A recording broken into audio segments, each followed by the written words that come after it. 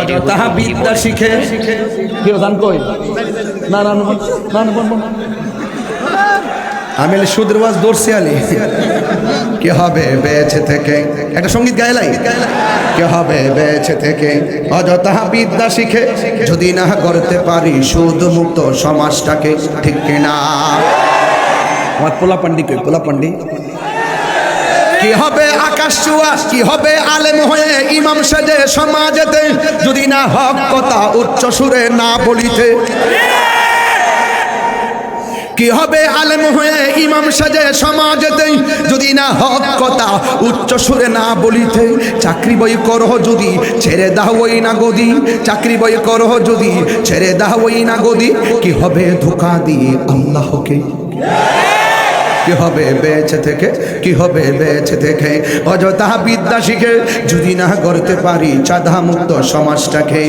যদি না করতে পারি নেশা মুক্ত সমাজটাকে যদি না করতে পারি মাদক মুক্ত সমাজটাকে ঠিক কিনা কি হবে আকাশ ছোঁয়া বিলাসবহুল বাড়ি গাড়ি না খেয়ে কত মানুষ পর পারে দিচ্ছে পারি কথা বলেন ঠিক কিনা এই ভাই রাগ করতেছেন কুরবানি এলে বুঝবেন মানুষ কত খারাপ কুরবানি না আসতে মানুষ যে কত নিকৃষ্ট বোঝা যায় না ও নিজে 2 লাখ টাকার গরুটা কিনে রান আগে রান্নায় বসা পাশের ঘরে কুরবানি দেয় নাই ওর উচিত ছিল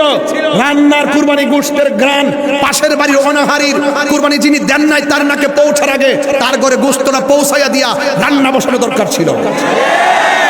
এগুলো বললে তাহিরি বলো না কি বলেন গে ইচ্ছা মতে তাহিরি তাহিরি কে কি বলবেন সেটা শোনার টাইম নাই আমি মনে করি কুরবানির গোশত আপনি সুষম বণ্টনীতির আলোকে যাকাতের টাকা সুষম বণ্টনীতির আলোকে গরিবের ঘরে পৌঁছে দেওয়া যদি এই রাজশাহীর সকল টাকাওয়ালারা সুষম বণ্টনীতির আলোকে প্রত্যেক গরিবের ঘরে ঘরে যাকাতের টাকা পৌঁছে দিত এই রাজশাহীর জমিনে একটা গরিবও থাকতো না কথা বলেন ঠিক কিনা